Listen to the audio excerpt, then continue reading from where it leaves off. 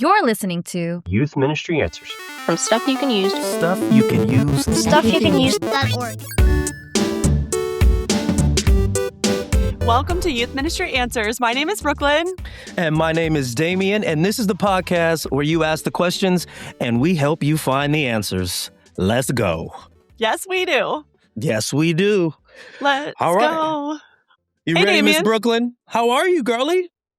Yes, I'm good. I'm great. It's a Good. little chilly here in Florida, but not as cold as it is up north. So You know, feels good I'm grateful. in Are you San staying Diego. warm?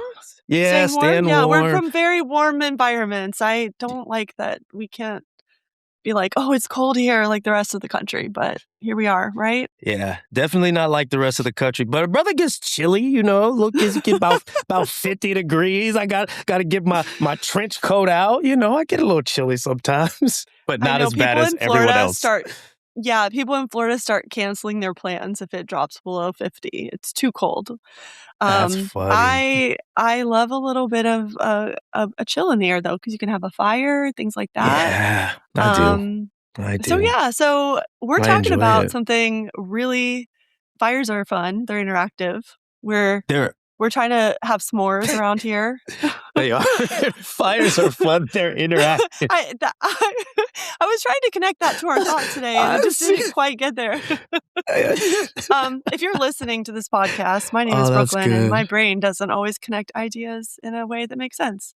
But there's some Um, great ideas coming out, though. I like it. I like what you're doing, Sometimes. Brooklyn. I got it. Well, we I are got it. talking about making your youth ministry more interactive Yes. because Ryan Cohen has an incredible question. So that's what we're going to talk about today. Let's No rock matter and roll what you're it. doing in ministry, there's a way. So let's hear the There's a question. way. Let's go, Ryan. Hi, my name is Ryan Cohen. I am from Columbia, Missouri, and I was wondering what advice you have for building interactivity and interactive elements into your Sunday school and youth group curriculum. Nice. Ryan I knows love something. the glasses, my bro. Look, we kind of almost had the turtle shellness going on together there. But yes, that's a great question. Great glasses and a great question. Right, Brooklyn? Yeah, Ryan, I feel like Ryan knows something about that awkward space that exists in youth ministry. You know what I'm saying? I do know what you're saying. That like none of this stuff I planned is going to work, and you got to do something about it. You got to figure that So- thing out. Yeah, we do. And sometimes we get it, sometimes we don't. The good news is there's always help. And we have a guest today. Her name's Dr. Linda Moon. Dr. The one Linda and only. Moon. That's right. She oversees all the curriculum here in Grow Curriculum Land. And she has some ideas for Ryan and for all of us. And she's just going to help us make our youth ministries a little more interactive. And I'm so excited to speak with her today. What's up? Linda is in the house, podcast family. How are you? I'm good. How are you all? So happy to be here. It's good to have you, Brooklyn. Okay, I got to tell everybody this lovely story before we get into it, because you're going to tell us who you are, Linda, and I'm excited for everyone to know who you are because you're awesome. But I was introduced to your awesomeness while filming video for Grow. And That's you right. and can I just say, initially I was very nervous because I was like, oh my goodness, she's like the boss and she's here. But you were just so sweet and so like, no, just say this. You're doing great. And I was like, I love you, Linda. I love you. So I love you. Yeah. I already know Brooklyn loves you. So tell That's us right. more about yourself so everyone will love you. Yeah, I think our breakthrough was when I was like, maybe you all want to use a teleprompter. Like, I've never Yes. seen so much rejoicing. It was Just like struggling this- to trying to memorize things. And I was like, maybe we use a teleprompter. Oh, you I know. blessed us so much. You blessed us so much that day. I get this text from Linda, from LA to Florida. Do you know they're memorizing everything? We were. I know, you guys were going above and beyond. And I was like, that's amazing that you did that. But let me help you out. I felt so good that I could do that for you all. You set us free. You set us free. Oh, that Well, was so good. Yeah, so That's good. what I I do. That's what you do. So, tell us about yourself, Linda. Who are you, Sorry, young lady? I set myself up as I'm some sort of big savior person.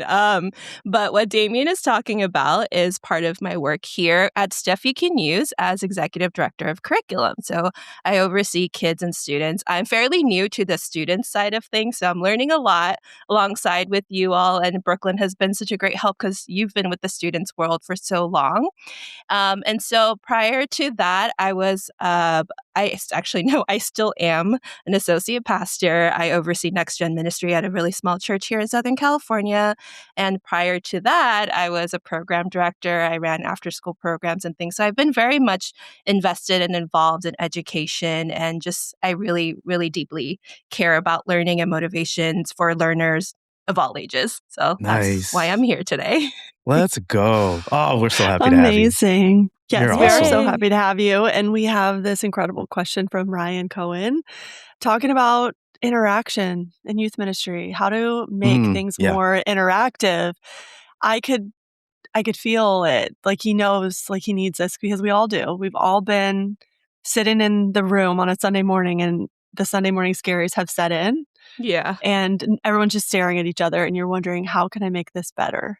So you have a few things. You have 3 things that you want to teach us today, and I'm excited to hear it. So let's just kick it off. What are the 3 things? Yeah. Before I get to that, let me just share a real quick story about a time when I was an after-school director. And this is it really informs why I'm so passionate about this thing. So when I was a program director, I noticed that our kids were kind of not doing well in the reading comprehension side of things. And they were all Korean American kids. So I kind of chalked it up to like language barriers or cultural things, because they didn't grow up with the same kind of idioms and reading the books that, other kids might be used to. But then when I was in my doctoral program, I decided to run a gap analysis, fancy word, on why there was this gap in reading comprehension on kids that were otherwise high achievers. And I discovered throughout that process that the teaching strategy wasn't really a strategy. It was all mostly rote memorization and just habit building, like learn the words, say the words, spell the words. But it wasn't really embedded in a way that kids can really connect with it and embody it. And so I use that kind of as a parable of sorts to talk about how we can't just give information to students, right? We have to find ways for them to interact with it, which is why this interactivity question is so important. And sometimes we think, in order to make it more interactive, we need to make it more active, right? It just needs to be more chaotic and look for more fun things to do. But what we're really looking for, and I think what the question is really getting at, is how do we really engage them? How do we make things click and connect? And so I think a big part of that is to have students participate in the meaning making of it all. So the 3 points, Brooklyn, you are referencing is, I want to say that up front. So that's kind of going to be our roadmap for this conversation, because I want to pack this episode with a lot of examples on how we might actually employ these strategies. Amazing. I'm so excited to talk about this with you, Linda, because there are lots of moments in weekly and monthly, just in ministry in general, all year long, when you can fall into this rhythm of just doing the things you've always done, and things get a little less interactive and a little less engaging, and you aren't able to attune to the needs of the students in the room when that happens. So I'm excited to hear about these 3 things we can do. What's thing number 1 all about? Okay, so when we talk about inviting participation early, what we're really trying to do is we're trying to lower the barrier to engagement and to minimize resistance from the students, because you all know teenagers, very few of them are showing up on Sunday being like, yes, let's do this, right? It's like dragging kids out of bed. That's real. Come on, guys, please. I'm giving you all of me right now. I'm giving you all of me. Meet me halfway. Yeah. And so you can't rule out the use of activities. So yes, part of interactivity is the activity, but we're going to do it strategically and in a way that's actually helpful to everybody in the room. So by activities, we're not just saying like, hey, play a game and let people make some noise and, just get the wiggles out. Like that's part of it. But what we're trying to do is we're trying to get them to move and interact in ways that will actually help them remember what they learned. So the things that we are doing are not just like, hey, we played dodgeball and it had no connection to anything we did. I just remembered we played it. But somehow we're going to make that activity be almost like an object lesson. Like it doesn't have to be too forced and too cheesy, but kind of in a way that really talks about, hey, you know what you experienced while you were playing that game? Like that's the emotion we're going to talk about as we go through this Bible story. So it really connects in these visceral ways, in ways that teenagers might not have expected, which is super fun. So in our curriculum, you see examples of this all the time as you go through our youth ministry curriculum. And I just pulled out 2 examples. And I think, Brooklyn, you had a big hand in actually writing and creating these. So I'm so excited to hear more about what you think about these. But one was an activity called The Terrible, Horrible, No Good, Very Bad Game. And it's based off of that Alexander story, right? Everybody knows that book, I think. And so in this game, students are acting, drawing, or sculpting scenes about having a terrible day and just in a funny way to laugh together and to share their experiences and just make it really relatable, because who hasn't had a really bad day and hasn't had frustration? And those are the feelings that we're tapping into. And we're like, aha, right. Like, hold on to that. And now we're going to talk about that and why that's relevant to what we're talking about today.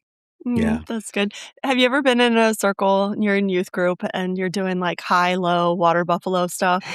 Damean, do you do this or anything like this? No, I haven't done the high-low water buffalo. I Break it learned down. this from Brooklyn, actually. Wait, so have you done highs and lows before? Like, Yeah, what's your yeah. high, what's your low of the week? Okay, so Yep. it's like that, but the water Okay. buffalo is just like a random bucket in case it doesn't fit in either bucket. I see. Okay. So this activity and the interaction around it came from me being so bored with high-low because it's like they're just telling me the same things. I had a basketball game this week and we lost. So that was my high and it was my low. And we're like not getting anywhere. And this particular series that this activity came from is kind of on like the harder, more like sad parts of life. And so I thought, well, instead of just kind of skipping over it, why don't we just like get really specific about how horrible things can be? And I remember this book from childhood. Yeah. And I was like, okay, well, how do we turn this into a game? And we played this. And it was just so much fun to like have comfort making some terrible nonsense bad day together. Like, because none of it's real. We can make it up. And then that transition of talking into like an actual bad day feels a little bit more natural. So inviting them to participate early in the topic, it doesn't have to be, what was your worst, most depressing, grief-filled day? Share ever? now, right? Yeah. Details. It's more like, we all have bad days. Harold had a bad day. Let's make some bad days up or whatever. And then that walk over to the real can be a little bit more natural. So Yeah. And That's if you fun. use activities like this, or, I like borrowing things a lot from game shows and stuff. So you'll see these sprinkled in throughout our curriculum, like Mad Libs Theater or like, What's in the Box, like little fun games like that, because now there's like something familiar about it. So they're not as hesitant to participate because they're like, I know what these expectations are. So it's a really good way to get them started. Another way would be to ask polls and questions. And I think this relates to your point, Brooklyn, about how we ask questions and we're kind of like tired of the answers. And the students are tired of answering the questions, to be honest, right? And so when we ask interesting polls and thought-provoking questions in a way that's open-ended and gets them to kind of tap into a different part of their brain and not just like, yeah, it was a good day, it was a bad day, yeah, it was fine. We really give them a chance to share their opinions, maybe even their thoughts or struggles. And so that not just so that you're talking, yay, you're engaged, but so it's information for the leaders to be like, okay, I understand where you're coming from. I understand your perspective. I see what resonates with you, what doesn't. And this is a really good way to grab their attention and also kind of start creating a dialogue between the students and the leaders. That's good. Yeah, I love questions. Damean, you were like 13 and in my youth group, I would totally use polls and questions all the time. I'd be talking about the Cowboys and sports and just like relating things back, like giving you options so that, you're not like, just like, why am I here, man? Yeah. Right.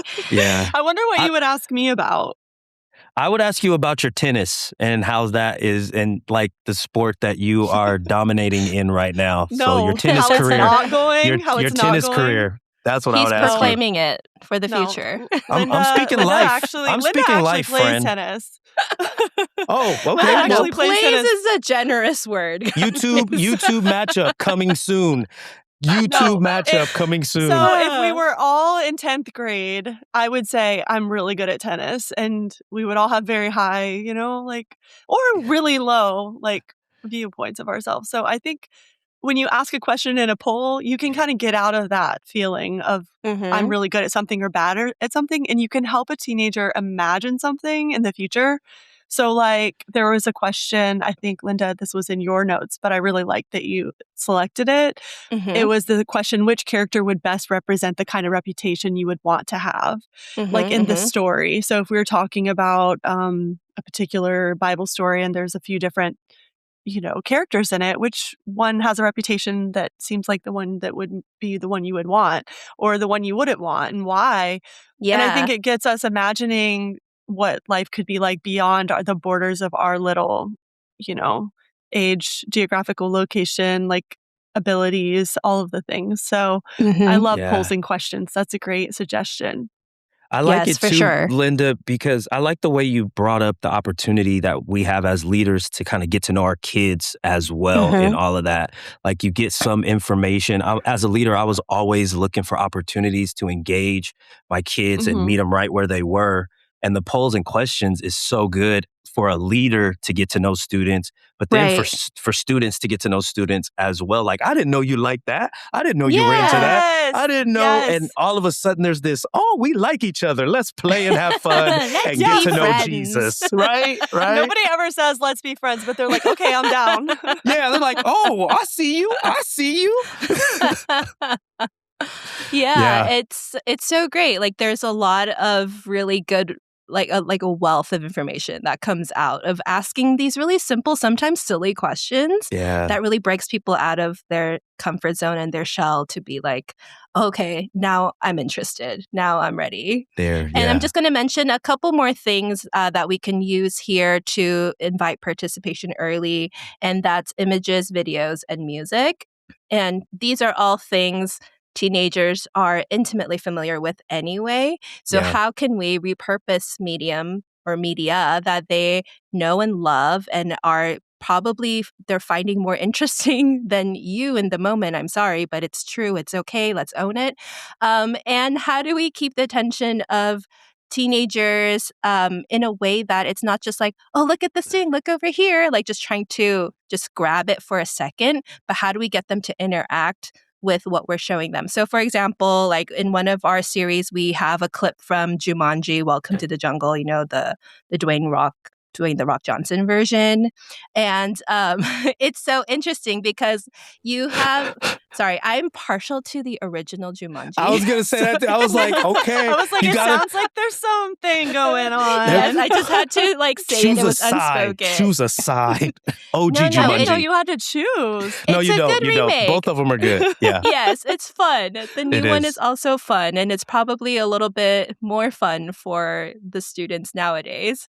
But we suggest a clip from this movie, and then the conversation that follows is like, let's discuss how our friends influence our choices or our circles influence our choices, because these people are literally pulled into a video game with people that they normally don't hang out with, right? And so just kind of watching that dynamic happen and then having them reflect on that and be like, oh, yeah, it's interesting how we got influenced in this way. And no, it doesn't have to be super deep, but even just to spark that moment of curiosity, like you did the job, like that you did the thing that it was supposed to do. So it's great. And another thing would be like music, right? Music connects us all. We say music is a universal language. And so tap into some songs that your students are into and have it even if it's just to set the vibe, it's a valuable tool to use. But a lot of times you can choose the right music that really invokes the right feeling and the right receptivity to what you're about to teach. And I think that can be a valuable tool in this particular strategy. I love that. And even like introducing, like, I'm an old man, so here's some old man vibes, okay? Bye, bye, bye, okay? Here's some old boy band vibes. Get with it, y'all. Boy band. No, Damean, you Jesus, bring up his a good point. disciples, you know? Let's go. You may not even have to defend yourself because, Right. like right now, for example, I would not choose something super current relevant to show in my particular youth group because everyone in my youth group, for the most part, is living in 2016. So I am choosing clips from the Gilmore Girls. I am choosing clips from era because they are just in it right now. That's what they're looking what's at. Old is new again. It's not always what's the coolest thing at the moment. It's what are they connecting with that makes it most interactive? That's so good. Because they're interested in it. There's already the interest leading to the connection.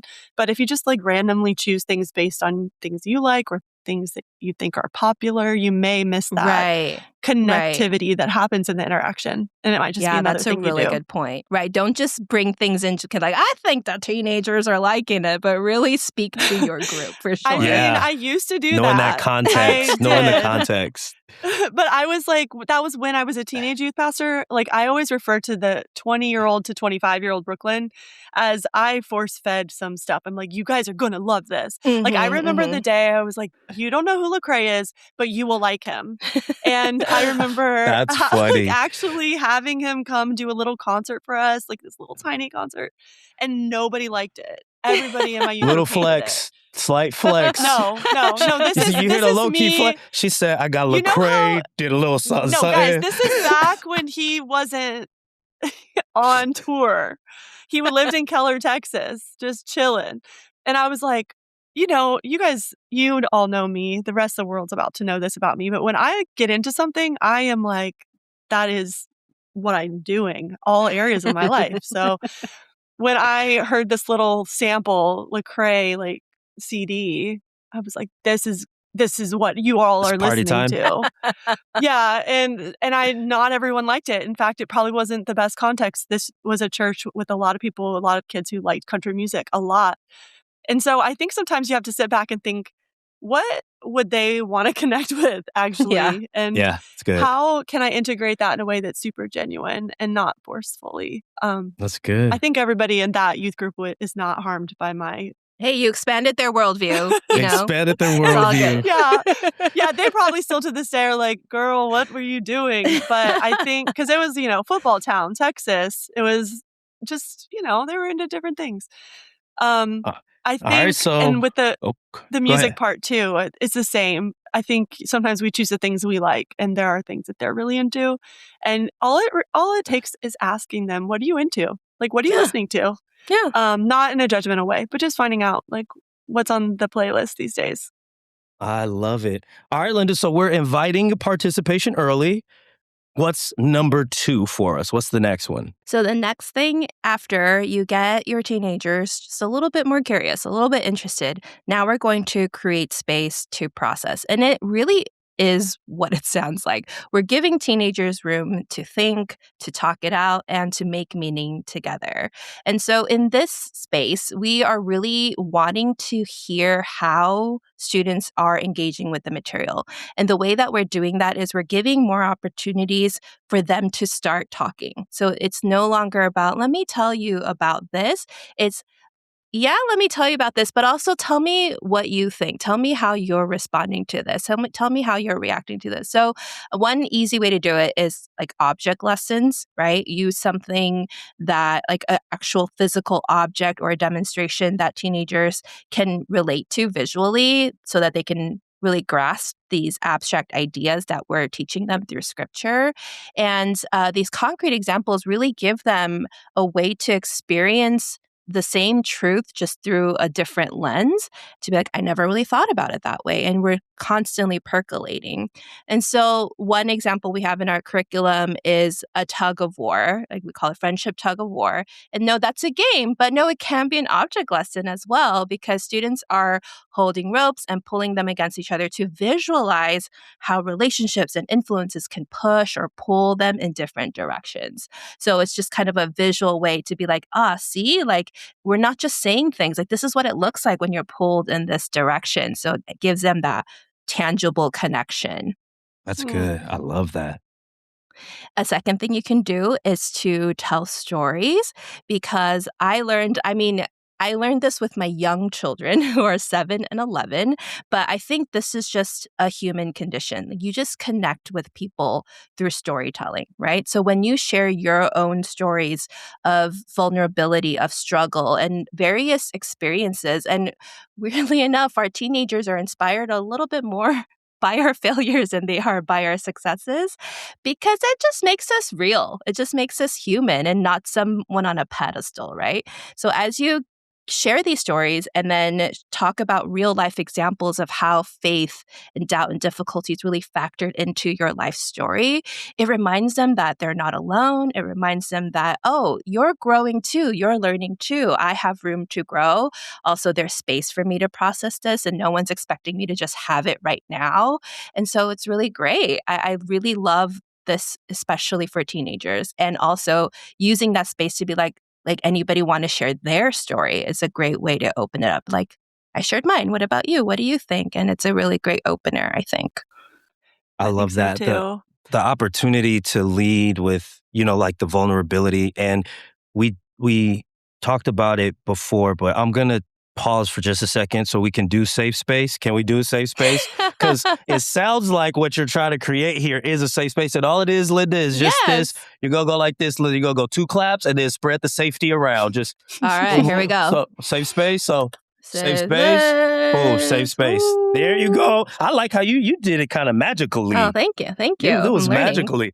But I love that, because it does create a safe space when we can talk to our students about our stories and let them relate to our vulnerabilities and give them permission to be honest and be vulnerable as well. I love that.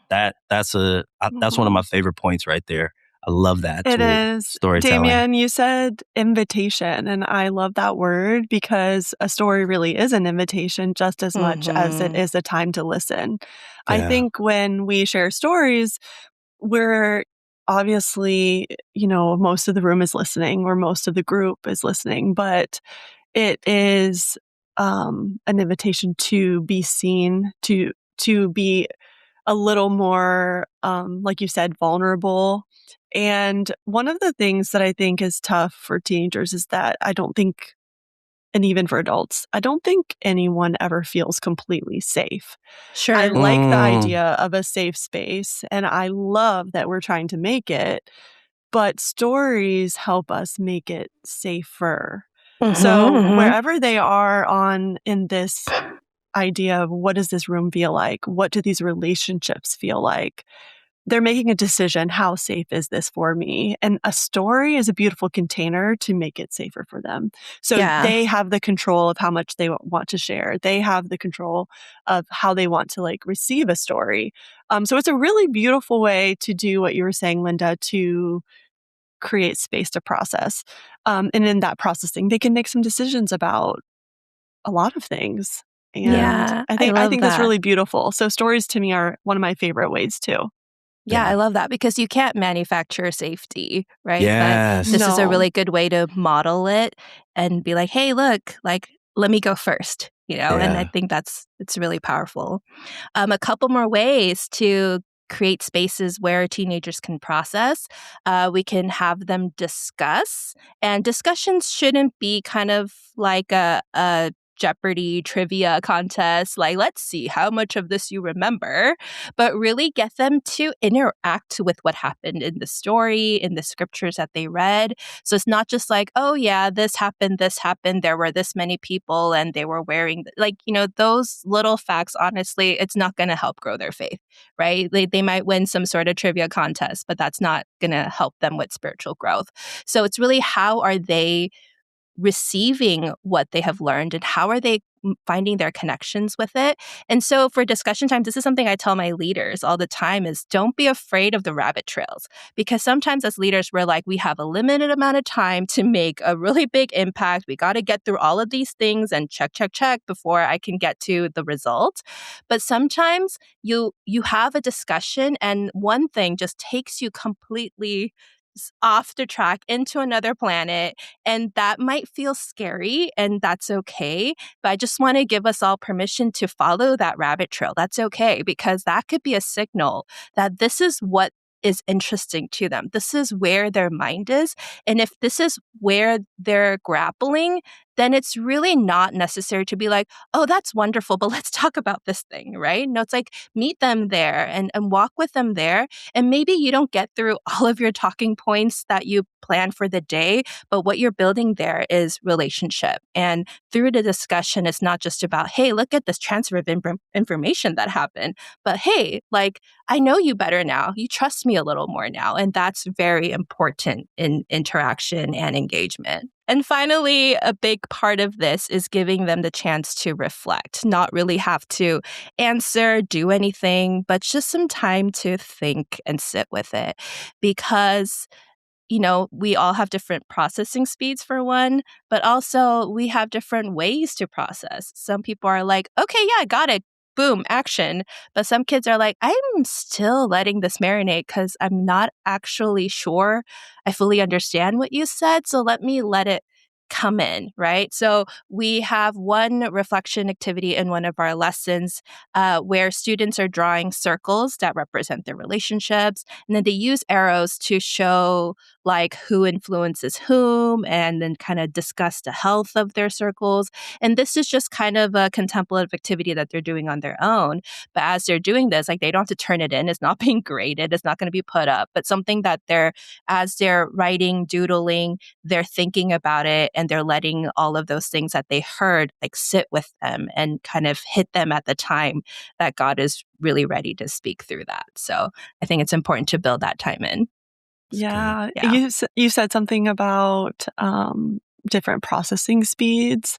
That really is an interesting topic to me right now, because I think when we're helping teenagers reflect, we're sometimes assuming that everyone's like processing the information. But I've learned recently that your processing speed can speed up or slow down depending on the amount of stress you feel. Mm-hmm. And the topic that you are reflecting on could feel very stressful for some and not for others. So it's really good to have that connection at the beginning. And maybe even some background, like maybe you have a teenager in your group for the very first time and you know nothing about them. I think it's in those moments of reflection where you might just check in with everyone, just do a little quick check. How's everyone doing? Thumbs up, thumbs in the middle, thumbs down, just like a little check-in to see how are you feeling, because the feelings that are there could be causing stress, and that might change the reflection, or maybe just mean that someone in your group needs a little bit more support. So I just wanted to throw that in there because it's something new I'm learning about, processing speed, that everyone has different speeds, but it goes up and down based on the stress you feel. Had no idea. Can you believe it? So I just wanted to throw that little tip in there. So Linda, amazing. We're going to give them space to process. What's the last thing we can do to make our time in youth ministry a little more interactive? So the third part is arguably the most important part, because we can't just tell them to be engaged with something and then tell them to process it and be like, okay, have fun, bye, right? We have to tell them what happens next. So this part is where we point them toward next steps. And so this is where this real transfer happens between, this is the knowledge I started with, and this is what I'm giving to you. But it's not just about like have this knowledge, but now you're responsible for this knowledge. Now you have to own this knowledge. Now there's need to be action tied to this. And so this is something that can only happen when the previous steps have honestly been touched on, and they need to connect with what they're learning. And once that clicks, then the next steps become a little bit more feasible and less daunting. And so in terms of different things we can use here, I mean, honestly, almost all of the different things we talked about, the different tools and modules we talked about previously, could be moved around to support this strategy, right? And it can support any strategy, honestly. So like you can make discussion a part of your early participation strategy, or you can make music as a reflection tool. And so there are different things that you can do here. But the one thing that I want to make sure we do bake into our curriculum time or time we have with our students is to give a time of response. And so this time is where we give teenagers a chance to like really do something about what they've learned. Like whether it's to physically do the thing or to formulate an action plan, we're having them commit to the choices that they want to make or the choices that they're thinking about making and really formulate a next step. And so, for example, like going back to we said in the previous section how we were having students think about how they're like, how are we being influenced? How do we influence each other? How do my friends influence my choices? So a practical response to that kind of thought of thinking based on whatever we learned in scripture that day would be for them to think about, okay, now who are the real people in my life who have influenced me, and how can I let them know that they have been a part of my journey? So we're going to actually have them write short notes to the people who have positively shared about Jesus with them or brought them into a different perspective, anything in ways that they feel influenced. And so it feels like a small thing, but it's huge because it's teaching them gratitude. It's teaching them not just a posture, but the actual practice of thanking the people in their lives who have influenced them. And also even thinking forward about like, okay, if these people have influenced me, then what are the ways that I can influence others and be on the receiving end of these thank you notes sometime in the future, right? And so the point is you want to really think about what teenagers can do, right? We're not going to be like, okay, now go talk to random strangers, like talk to 5 people about Jesus. Like the scale is not like that. It's like, what are the small steps that they can take right now that will gradually point them in the path we want them to go? I had a little sarcastic comment. I should say it. I was like, it's not the 90s. We're not going to send you out. We're not going to send you out and make you talk to 5 different random people. What were we thinking? Why did we think that was why did I get commissioned to go out and find 5 people and bring them with me back? I'm like 17. No, I really love this idea of letting them respond and having some ownership. I know for all of us, we don't want to force or make anyone feel like this is what you have to do. Because every time Jesus engaged with people, he invited them, didn't force them, didn't say, here, sign here for your membership. And then don't forget, like these are the rules. He said, follow me. And these are the things that you can learn and become if you do. So I really like the idea of giving them a chance to do something, to act on it. Yeah. I like the example, the thank you for influencing me. I was talking to, I have a 19-year-old, 18-year-old, 15-year-old, and 13-year-old.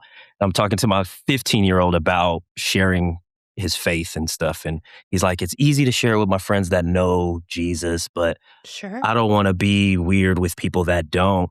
And I love this idea of thank you for influencing me. Just like that is such a ministering thing, like a next step that's not super weighty.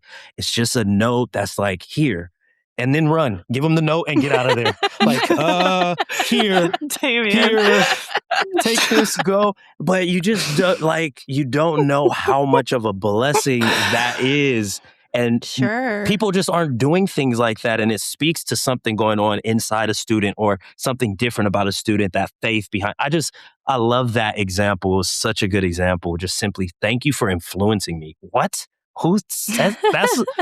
Oh, that blessed me. How many times have I wished a student said something like that to me? I know. And as so a parent, good. I mean, you've got 4 kids, Damean. You understand, and Linda, you have kids too. Not everyone has kids, but when you do have kids, you realize they're not telling you thank you for this thing you did for me. And so as a youth leader, you can like help teenagers do this thing that doesn't come naturally. They're kind of, all in their world. So it's like, this is a thing. It's a new skill. It's a habit they can form. And it's not just about the spirituality of it. It's also about like gratitude. And it's about the character of being able to look out and see others just as much as you see yourself. So there's like a lot of stuff built into connection times and the call to action time. So don't forget this step. I love this step. It's important. Such a good step. If we don't do it, what are we doing? Yeah. And the thing I also really love about this is it really acknowledges the personhood and the image-bearing qualities of each student, because I think as leaders, especially for leaders who've been in ministry for a while, it's really easy for us to assume, oh, they just don't get it. They're not connecting. They're not engaged. They don't care. And it might appear that way on the surface, but we don't really know what's going on inside. We don't know what kind of work the Holy Spirit is already doing in them. So the ways in which that we are inviting students to participate early and inviting them to process and inviting them to response, it really is a way for us to, like the word that we've been saying a lot is that invitation to be like, it's okay. It's okay for you to tell me what you think, right? And it's okay for you to say you don't know. What it is there is that back and forth interaction. There is conversation, and this is a safe environment in which that they can be themselves and process those things, find the answers that they're seeking, and also be equipped with just enough challenge for them to think about a next step and not just be like, okay, that was great, but to really take that forward and be like, now what do I do with that? So I think that's really valuable. So making our services more interactive, our ministry time, our time with our students, making it more interaction is a beautiful invitation for us to invite our kids to participate early, to create a space for them to, process? Create a space for them to process, and then point them to some next steps. Yes. Easy peasy lemon squeezy, huh, Linda? Absolutely not easy. And here is why it's hard, is because how do you measure success with this? You can't measure success in the conventional ways, right? Because all of the results we want from our students are lagging indicators, right? So we want to see them grow in discernment and kindness and generosity and spiritual growth. And it's just like, how do you actually physically measure that? And so we have to really think about it in different ways, in that we talk about the imagery of planting seeds, but it really is kind of like this slow burning process. And we have to be patient with ourselves, patient with our students, and really think about, like, are we actually participating together? Are we doing this together? Are we owning? Are we co-owning? Are we responsible for what we're talking about together? And not just be like, I did my part, you do your thing, and not just like, or being like, I know all the answers, you just have to wait for me to give it to you. But really like collaborating and learning together, I think, is the way that we talk about how this can be seen as successful. Yeah, those are some good indicators. I also have to confess that my indicators are really silly. I sit back and I'm like, am I having fun? Or are they having fun? Is anyone having fun? It's a good question. Yeah. And just like, is anyone here wanting to be here because it's fun? And not everything has to be fun, but in certain moments I'm thinking that. And other moments I'm thinking, if I am feeling awkward, they're feeling more awkward. So sometimes success to me is in the actual moment, wondering, did I break through with this, the way I worded this question? Or did I try to even make this something interesting? Or did I just throw a picture of planet Earth up on a screen and start talking at them? Like sometimes we think, oh, I'll use this thing like an image or a video, but then we're not actually doing a little bit of the work to make it connect. So for me, success is looking around the room and feeling like they're curious, or Yeah. They're like, what is she doing? It's like, even if sinking they're in. confused, Yeah. even if they're a little confused, to me, that's a little bit of a win. So Yeah. Ryan, Cohen, Yeah. That's great. listen here. All of these things are very important.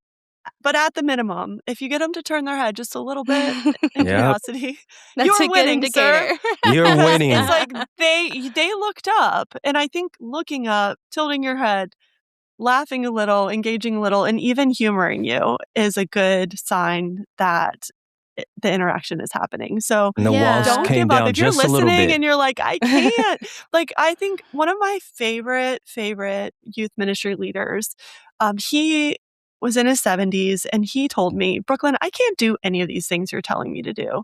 So I just gave Sheldon a little tiny goal. Can you make these middle school boys laugh just once, And he had his own special way of doing that. Interesting, but special. And he ended up forming a bond with them that became the interaction versus him contriving something based on a list that I gave him. So I think each of these three things are beautiful, and there are these big containers for all sorts of iterations of these things, because we're all different types of leaders and we have different types of gifts. And you may not be the super fun, creative one, but you might be the one that like creates a challenge for them that blows their mind and makes them so excited to come back and figure it out every week. So don't give up, because and being interactive is something that we learn and we adjust and to with every group. Discouraged. Don't be discouraged if you don't get the visible signs of engagement, right? Like they're not asking questions, they're not raising their hands, they're like glued to their phones, whatever. Like you don't know what's actually sinking in, and they actually do retain a lot more than you think. Yeah. So give them that benefit of the doubt. Like I have a silly story of one of my youth kids, like he's always just on his phone. So I'm like, I don't think he actually listens to anything I say. And then like later we were playing some sort of game, and it was like a collaborative team game, and he was on my team. And I was like, you are my hope. Like you're the only hope for this team. You have to win. And he was just like, wait, but our hope comes from Jesus. And that was our big idea for the day. And I was like, I know he was being like slightly snarky, but also I was like, you remember? Yeah. I'll take the snarky. It's there. Yes. I'll take it the snarky way, but it's there. Right. Like it's something is happening. I'll take it. That's good. Yeah. And you just have to look around and see what's going on. For me, if all things fail, go analog. Get a piece of paper, get a stack of paper and some markers and throw it out there. You don't have to reinvent things. Like Absolutely. Sometimes you just throw out some paper and some markers and stuff happens. Like good stuff happens. Yeah. Or maybe it just gives them or it just gives them something to do sometimes if they're a little nervous or fidgety. Like for sure. Everybody learns differently, and giving yourself a chance with the basics is always good.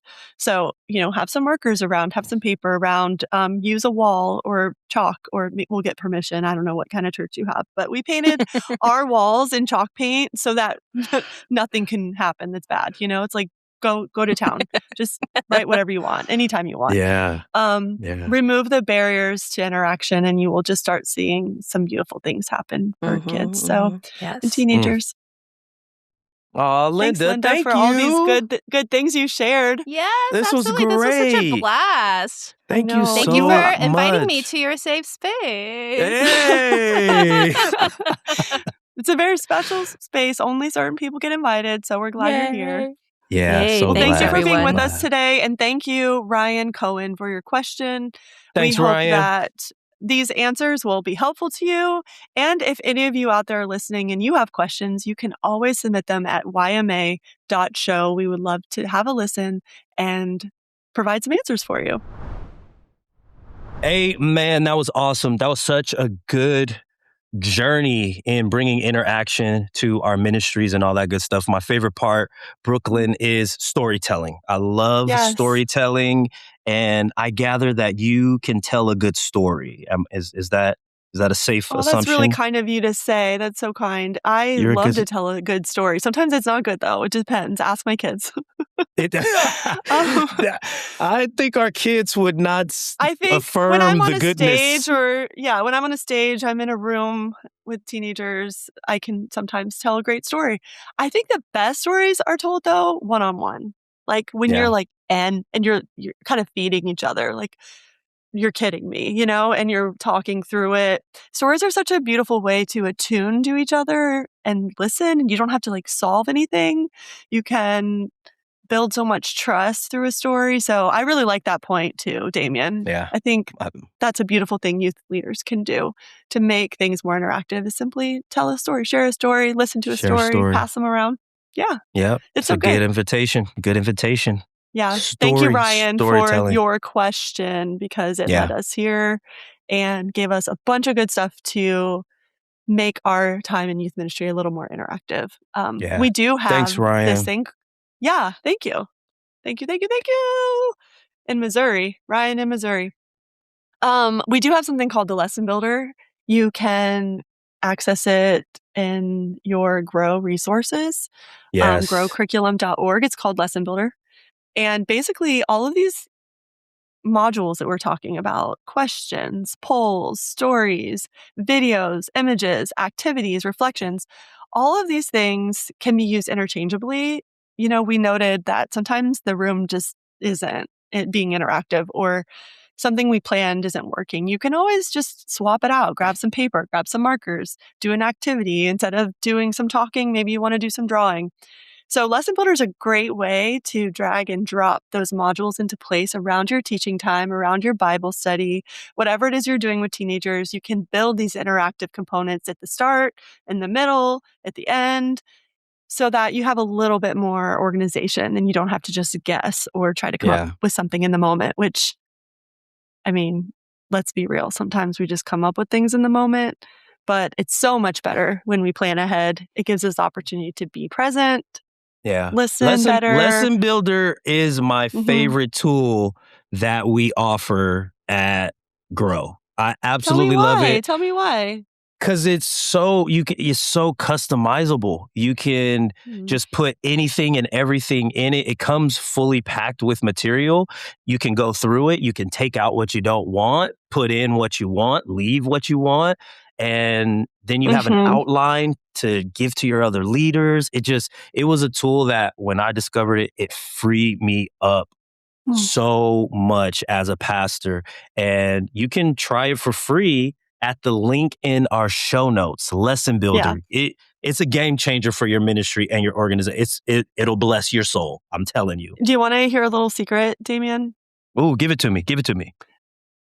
Just about every lead pastor I know, I've like shown them how I build a lesson in Lesson Builder. They have stolen it and they use it for their sermons.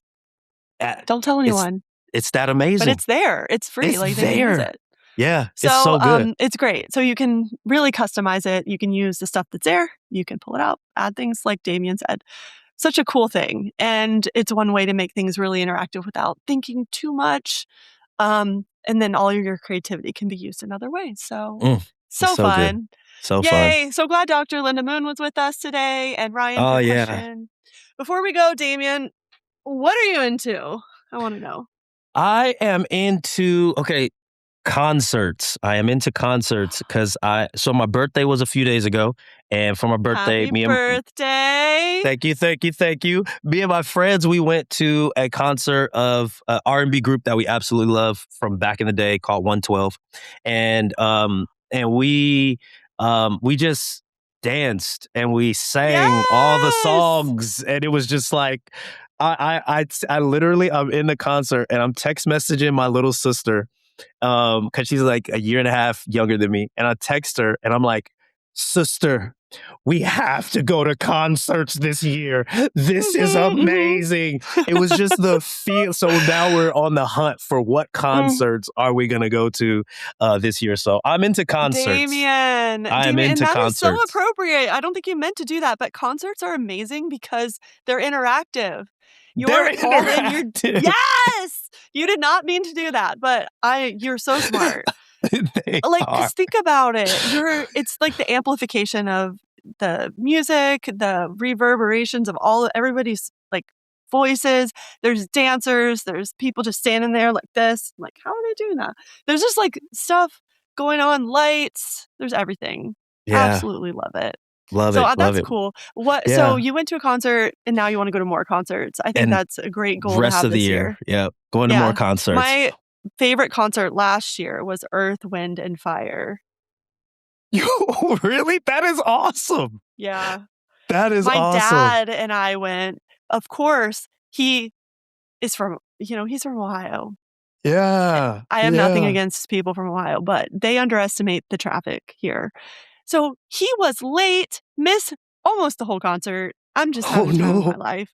He did arrive for September. I was like, at least you got to sing our song with me. But like, what a show. What icons. They are icons. What a show. So that was one of my favorite concerts, and I'm so glad that you got to go to one of your favorites too. Yeah, so good, so good. I was going to share like what I'm into, but I have not been able to shake this dream I had last night. Okay. I had a dream. This is the perfect place to talk about it because I don't think anyone else in the universe would care or feel the stress that I felt.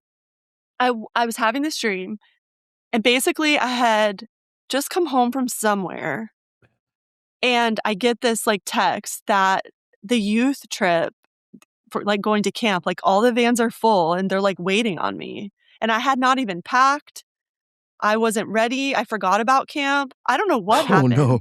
But the vans come to my house and one of the leaders is knocking on the door.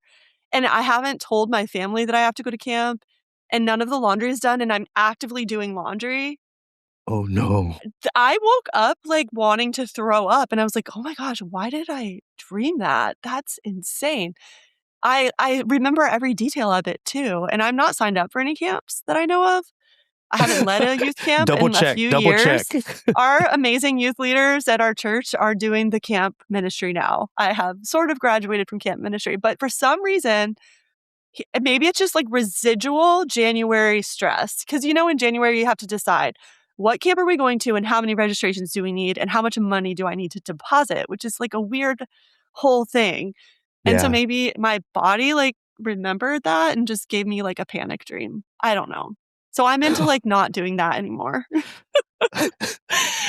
I'm into not doing camp anymore. No, not camp. I'm fine with camp. Or the dream. But can you imagine waking up and realizing like you're leaving for camp, a big camp? I can't imagine. And I don't want to. You have less than -4 hours to get ready. You're already late. You got laundry going too? Yeah, it was like a youth ministry stress dream. I've never had a youth ministry stress dream. You would think it would be a lock-in or something, but it was like, I'm not ready to leave. I have nothing packed. And anyway, sorry. It's like those server nightmares I used to have when I was a waiter. The server nightmares. Yeah, I think it's just like a mixture of, being you have 4 kids, you understand. I have teenagers, one in college, one at home. And you finally go to sleep and all your brain just like smushes all the stress together somehow and gives you a present. It's called a dream. So that's what happened to me. Sounds like a nightmare. Sounds like I know, actually, yeah. So I'm into melatonin and tea. I'm gonna drink some chamomile tonight. Nice. But it's always fun hanging out with you, Damean. I'm so excited to see how everyone does out there on the youth ministry streets, making things more interactive. Thanks for spending time with us, everyone listening today. Thank you guys so much, Brooke. You are amazing. And you too. Thank you, Youth Ministry Answers family. We love you guys. Yeah, don't forget to submit your questions. yma.show. We'll see you next time. Take care. Yeah. Bye.